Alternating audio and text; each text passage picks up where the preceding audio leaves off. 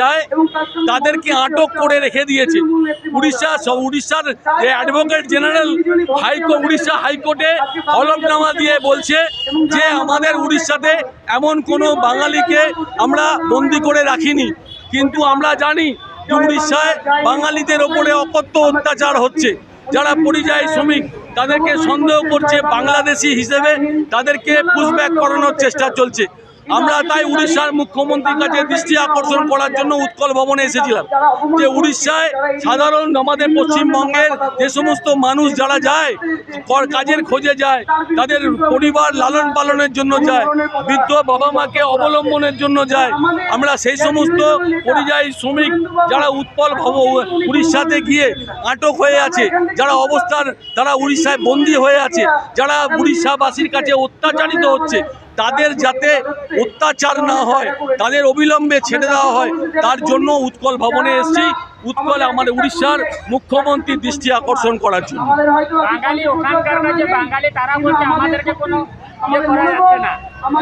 দেখুন, বাংলাদেশি যদি হয় তাদেরকে তাড়িয়ে দিন, আমাদের কোনো আপত্তি নেই।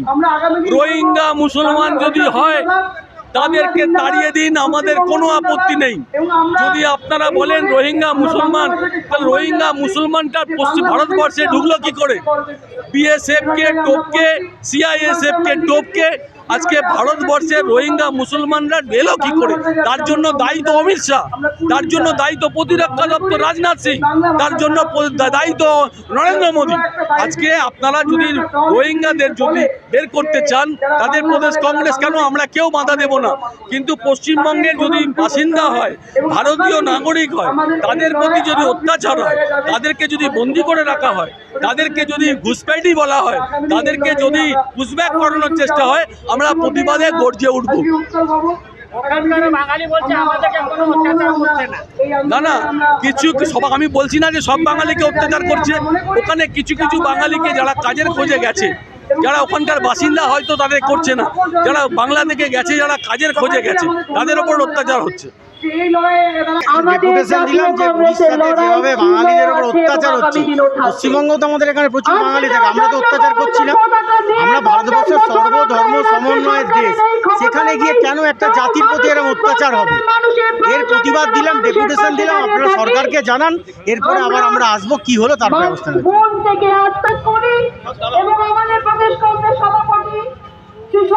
সরকারের নেতৃত্বে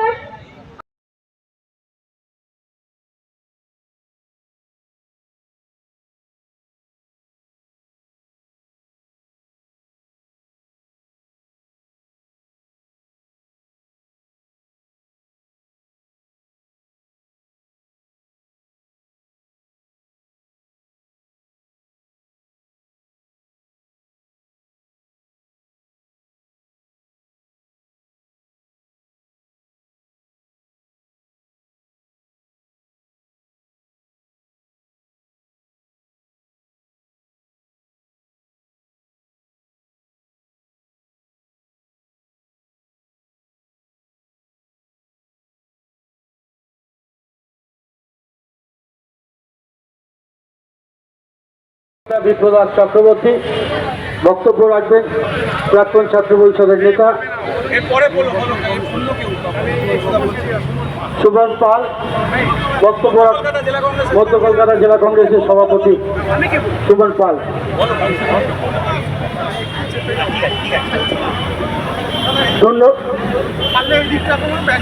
ধন্যবাদ জানাচ্ছি প্রত্যেকজন সংগ্রামী সাথীদের, যারা কংগ্রেসের ঝান্ডা নিয়ে বিনা কোনো লোভে, বিনা কোনো চাহিদাতে জাতীয় কংগ্রেসের ঝান্ডা নিয়ে রাস্তার ময়দানে ঘুরে বেড়ায়, যেখানেই অন্যায় হয় তার বিরুদ্ধে ধর্ম নেওয়া। আমি এক বাঙালি হিসাবে একটা কথা বলছি, ছোটবেলা থেকে আমরা শুনে এসেছি বাঙালি শ্রেষ্ঠ ভ্রমণ জায়গা উপরে যেন কোনো অত্যাচার না হয় বা বাংলা ভাষা শুনে বা বাঙালি কিছু পুরী মানে উড়িষ্যাতে পুরী পড়ে তারা বলছে আজকে বা যেটা সেখানে বা বাংলা ভাষাকে নিয়ে কথা বলছে। বিভিন্ন বিশ্বসভা যখন বলেছেন যে বাংলা ভাষা যারা বলে তারা ফরেনার, তাহলে নিশ্চয়ই এখানে ওদের যেখানে বিজেপি আমাদের রাজ্য আছে, তা সেখানে নিশ্চয়ই এই কথাগুলো ওদের মধ্যে চলছে যে বাঙালি অত্যাচার করে, যেখানে আমাদের বাঙালি ছাড়া কোথাও আমাদের সম্ভব না কোনো কিছু করা। তো সেখানে দাঁড়িয়ে আমাদের অপমান করা বা আমাদের বাংলা ভাষাকে এভাবে অপমান করার কোনো অধিকার বিজেপি রাজ্যে বা অন্য কোনো পার্টির সম্ভব নয়, ক্ষমতা থাকা উচিত। আমার নাম শক্তি দে। ঘেরাও না, আজকে উড়িষ্যাতে কংগ্রেস সরকার ছিল, বিজেপি সরকার ছিল, কখনো বাংলা ভাষীদের উপরে এই আক্রমণ হয়নি। আমাদের উড়িষ্যার সাথে আমাদের চিরকালই একটা বাঙালিদের সম্পর্ক আছে। আমরা পুরীতে জগন্নাথের কাছে আমরা তীর্থ করতে যাই, আমরা পুরীতে যাই আমাদের শরীর সারাতে, ওখানে ভ্রমণ করতে। আজকে উৎকল ভাষীরা আমাদের ভাই, আমাদের বোন। আজকে আমাদের উৎকল ভাষীদের বিরুদ্ধে কোনো বক্তব্য নেই। আজকে আমরা বলতে হয়েছি যে উৎকল ভাষী উৎকলে বা এই আমাদের উড়িষ্যাতে যে বিজেপি আসার পরে বাঙালিদের উপর যে আক্রমণ হচ্ছে, আজকে আমরা তার বিরুদ্ধে আমরা বলতে হয়েছি যে ভারতবর্ষ রবীন্দ্রনাথ ঠাকুর সারা পৃথিবীকে চিনিয়েছিলেন সাহিত্য দিয়ে। তিনি ছিলেন একজন বাঙালি। চিত্তরঞ্জন দাস, সুভাষচন্দ্র বসু, রাসবিহারী ঘোষ, বিনয় বাদল দীনেশ, সুরেন্দ্রনাথ বন্দ্যোপাধ্যায়, নজরুল ইসলাম, এরা সবাই ছিলেন বাংলায় কথা বলতে। আজকে এই বাঙালিদের উপর এই আক্রমণ হওয়া মানে ভারতবর্ষের আত্মার উপর আক্রমণ। এই আক্রমণকে প্রতিহত করার জন্য আমরা উৎকলবাসীদের বলছি, আপনারা বাঙালিরা একসাথে হয়ে এই বিজেপি সরকারের বিরুদ্ধে লড়াই করুন, যাতে ভারতবর্ষকে তারা ভাগ করে ভারতবর্ষের আত্মাকে ছিন্ন ভিন্ন করতে না পারে। এটাই আমাদের কংগ্রেসের বক্তব্য। কংগ্রেসীরা এর জন্য বিজেপি সারা ভারতবর্ষে ধর্মের নামে, ভাষার নামে, জাতের নামে ভারতীয় সমাজটাকে বিভাজিত করার চেষ্টা করছে। আর আম্বেদকরের যে সংবিধান, সেই সংবিধানকে পায়ের তলায় মারিয়ে দেওয়ার চেষ্টা করছে এই ভারতীয় জনতা পার্টি। এবং লক্ষ্য করে দেখবেন, যেখানে যেখানে বিজেপির সরকার আছে সেখানে সেখানে অভিযোগ উঠছে যে মহিলাদের ওপরে আক্রমণ হচ্ছে, ছাত্রীদের ওপরে আক্রমণ হচ্ছে, ধর্মীয় সংখ্যালঘুদের ওপরে আক্রমণ হচ্ছে, যারা জাতিগতভাবে সমাজের নিচু স্তরে আছে তাদের ওপরে আক্রমণ হচ্ছে। এর তীব্র বিরোধিতা আমরা করি, এর তীব্র বিরোধিতা জাতীয় কংগ্রেস করে, আগামী দিনেও এটা আমরা করে যাব। হ্যাঁ, আমার নাম সুমন রায়চৌধুরী, স্পোক্সপারসন প্রদেশ কংগ্রেস। ଆଜି ଅପରାହ୍ନରେ ଇଣ୍ଡିଆନ୍ ନ୍ୟାସନାଲ୍ କଂଗ୍ରେସ ଟିମ୍ର 100 ଜଣ ମେମ୍ବର ଆସି ଉତ୍କଳ ଭବନ ସମ୍ମୁଖରେ ଧାରଣା ବସିଥିଲେ। ସେଥିମଧ୍ୟରୁ 10 ଜଣ ଆସି ଅଫିସରେ ବସି ତାଙ୍କର ଯେଉଁ ଅସୁବିଧା ଥିଲା, ଯେ